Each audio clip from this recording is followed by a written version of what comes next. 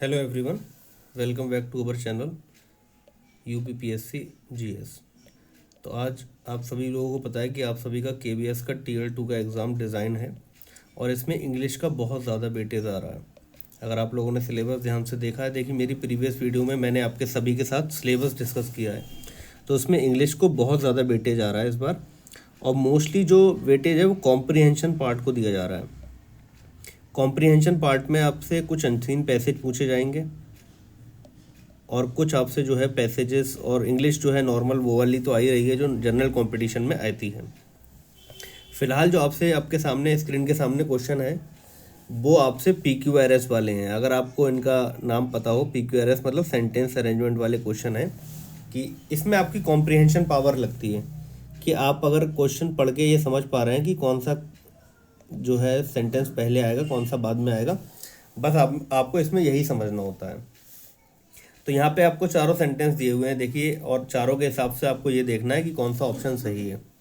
तो अगर इस क्वेश्चन को आप ध्यान से देखेंगे तो आप लोगों को कुछ इसके रूल्स होते हैं। रूल्स क्या होते हैं, देखिए, मतलब कॉमन सेंस वाली बात है कि सब्जेक्ट की बात जिसकी पहले हो रही है वो पहले आएगा। जैसे कि tigers are the largest member of the cat family, they are found in many parts of Asia.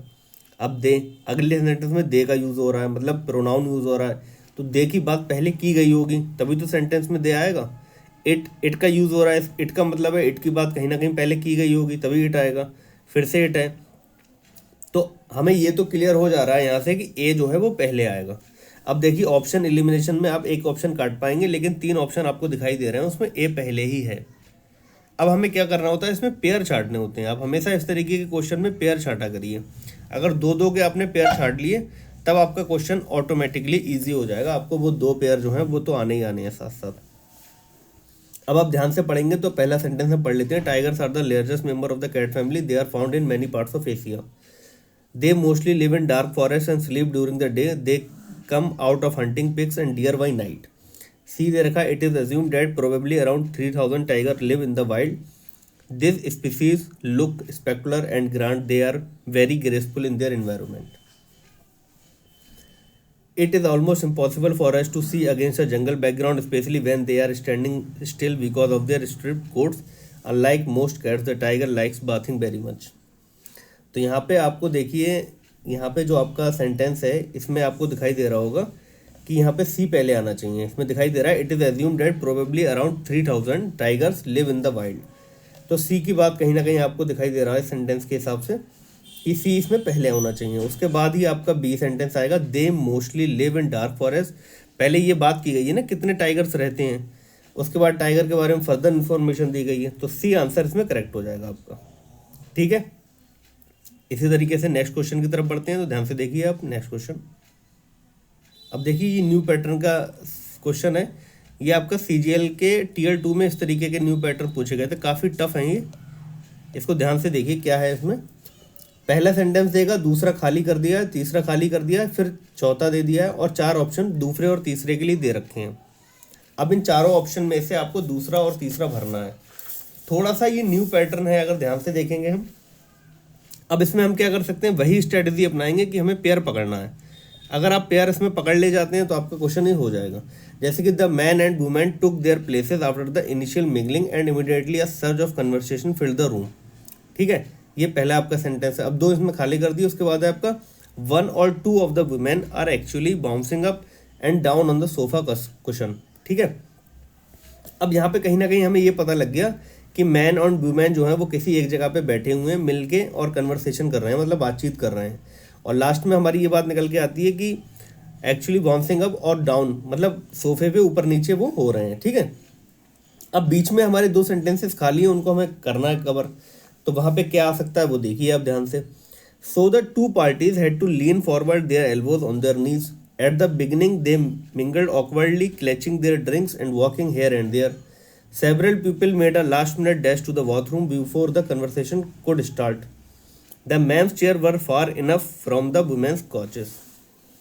तो यहाँ पे आपको ये देखना है कि इसमें इसके बाद कौन सा सेंटेंस होना चाहिए।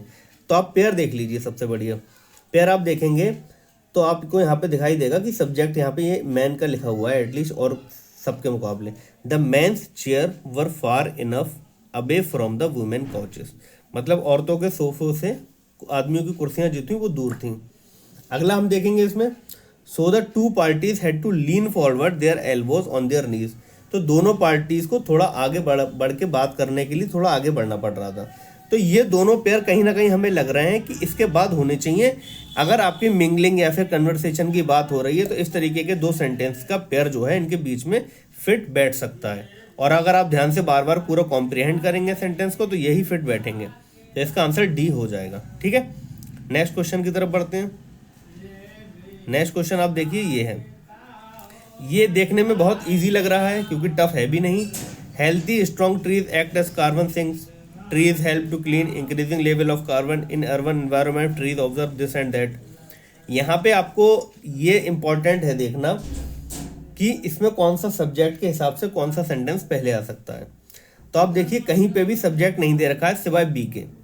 बी आप देखेंगे तो इसमें पहले दे रखा है, tree helps to clean the air we breathe through their leaves and bark, they observe harmful pollutants and release clean oxygen for us to breath.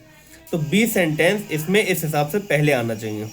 ठीक है, उसके बाद देखेंगे आप अब आप देखेंगे तो चारों ऑप्शन में बी किसी में भी पहले नहीं दे रखा है, सिर्फ और सिर्फ इसी में ही पहले दे रखा है। तो ये आंसर और कुछ नहीं, बी आपका यानी ऑप्शन ए करेक्ट हो जाएगा। ठीक है, नेक्स्ट क्वेश्चन की तरफ बढ़ते हैं इसी तरीके से। Many fitness trainer encourage their client to include these food in their diet to build muscle. Power foods can be included in your everyday diet in a variety of ways. The secret to getting the most out of our foods is of course knowing how to cook. यानी कहीं ना कहीं fitness trainer की बात की जा रही है। और अगर इसमें आप ध्यान से देखेंगे तो आपको यहाँ पे पहले तो सब्जेक्ट पकड़ना है, जैसे कि हमारी स्ट्रेटजी है पकड़ने की।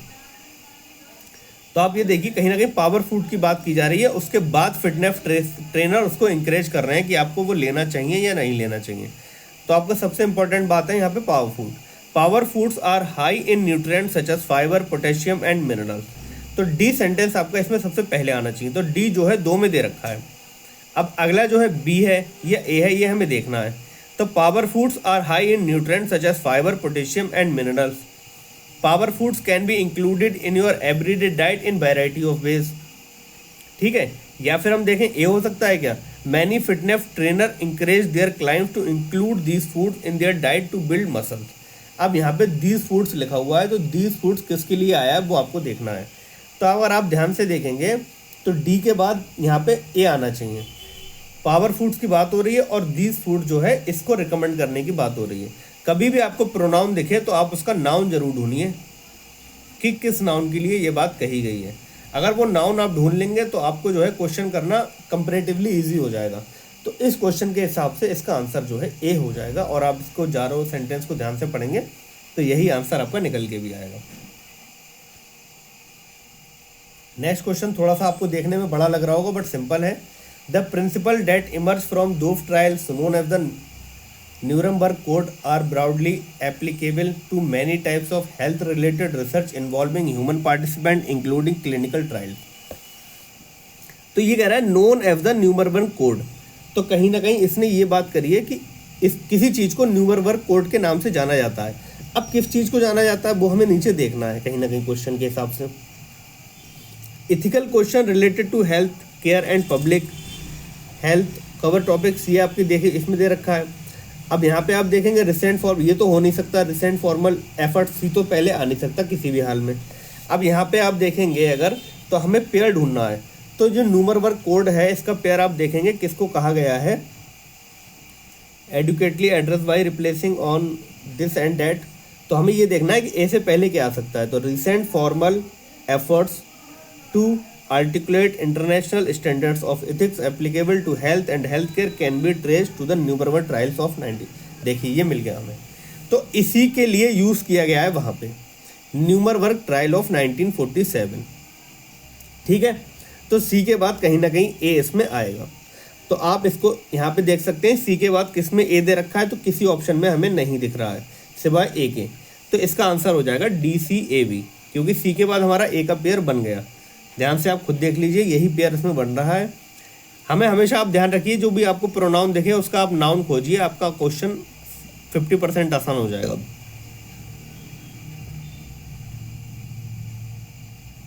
नेक्स्ट क्वेश्चन देखते हैं। They stand undefeated in the realms of Shakespeare and Homer. Shakespeare of humour का नाम तो आप लोगों ने सुना होगा, ये बहुत बड़े लिटरेचर वाले बंदे हैं और इनके नाम पे तो आप ये समझिए कितनी वेब सीरीज़ बन चुकी, कितनी मूवीज़ बन चुकी, जितना इन्होंने लिटरेचर लिखा है उसके बेस पे, तो ये बहुत फेमस लोग हैं। अब यहाँ पे आपका जो क्वेश्चन है, तो पहले बात तो दे है, तो दे से तो स्टार्ट नहीं होगा, यानी ए से जो शुरू हो रहा है वो तो ऑप्शन आप ऐसे ही काट दीजिए बिना सोचे समझे, कुछ आपको नहीं सोचना है। कई बार आपका ऐसा होता है, देखिए इंडिया, अब यहाँ पे सब्जेक्ट यहाँ से या तो इंडिया से स्टार्ट कर रहा है। India is a country where people are full of immense prolixity and exemplary story telling, तो बी से कहीं ना कहीं इस आंसर को स्टार्ट होना चाहिए। अब बी के बाद आपका क्या आना चाहिए, तो बी के बाद अगर आप देखेंगे इसमें तो आपको ध्यान से देखने को मिलेगा, India is a country where people are full of immense prolixity and exemplary story telling. अब आप इसमें पेयर जरूर देखिए, तो पेयर आप देखेंगे तो उसमें आपको मिल जाएगा, Mahabharata and Ramayana are two great example of colossal work that unquestionably enjoy the virtue of being peak source for the cultural ethos of the country. They, अब दे किसके लिए आया होगा, इन्हीं दोनों के लिए आया होगा कहीं ना कहीं, तो डी के बाद ए आने के बहुत ज़्यादा चांसेस हैं। तो डी के बाद आप ए देखेंगे तो सिर्फ और सिर्फ आपको एक ही ऑप्शन में देखने को मिलेगा, बी डी ए सी, ये आंसर हो जाएगा आपका। तो इस तरीके के आपके जो ये PQRS वाले क्वेश्चन होते हैं, इन्हें पैरा जंबल भी बोला जाता है, ये इसी तरीके से सॉल्व किए जाते हैं। बाकी आप टेस्ट सीरीज वगैरह के लिए जो KBS में जो भी इंपॉर्टेंट क्वेश्चन आ रहे हैं उसके लिए आप जुड़ने के लिए इस चैनल को सब्सक्राइब कर लीजिए, इस पर आपको पूरी डिटेल स्टडी कराई जाएगी। अभी देखिए एग्ज़ाम डेट नहीं आई है और जल्दी एग्ज़ाम डेट आपकी अनाउंस कर दी जाएगी, और जब भी आपकी एग्ज़ाम डेट अनाउंस कर दी जाएगी उसके बाद हमारी तैयारी का जो वीडियोज़ आने का जो प्रोपोर्शन है वो और ज़्यादा बढ़ जाएगा। ठीक है, तो चैनल को सब्सक्राइब कर दिए, और आपको पसंद आ रही हो, आप किसी के साथ शेयर करना चाहते हो तो आप शेयर भी कर सकते हैं। Thank you very much.